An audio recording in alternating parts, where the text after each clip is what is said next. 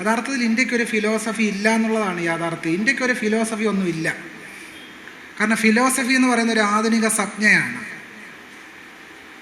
ദർശനം എന്ന് പറയുന്ന ഒരു ആധുനിക സംജ്ഞയാണ്. ഒരു കാഴ്ചപ്പാട് രൂപീകരിക്കപ്പെടണമെങ്കിൽ നമുക്കൊരു പുതിയ ലോകവീക്ഷണം രൂപപ്പെടണം.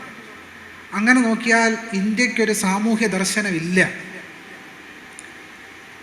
ഇന്ത്യക്കൊരു ബദൽ സാമൂഹ്യ ദർശനം രൂപപ്പെടുത്തിയത് നാരായണ ഗുരുവിനെ പോലെയുള്ള അവർണജ്ഞാനികളാണ്. ഇന്ത്യക്കൊരു സാമൂഹ്യ ദർശനം രൂപപ്പെടുത്തിയത്.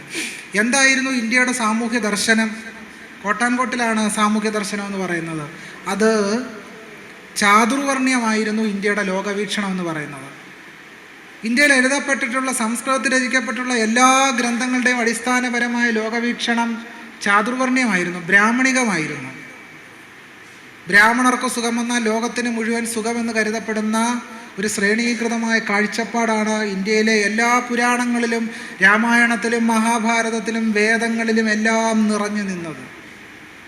ഇപ്പം നമ്മുടെ കാലത്ത് രാമായണ മാസത്തിലും ഒക്കെ കർക്കിടക മാസത്തെ രാമായണ മാസമാക്കി പരിവർത്തിപ്പിച്ച് എല്ലാവരും പാരായണം ചെയ്തുകൊണ്ടിരിക്കുന്നത് ഈ ചാതുർവർണ്ണ്യത്തെയാണ് വീണ്ടും വീണ്ടും പാടിപ്പുകഴ്ത്തുന്നത്.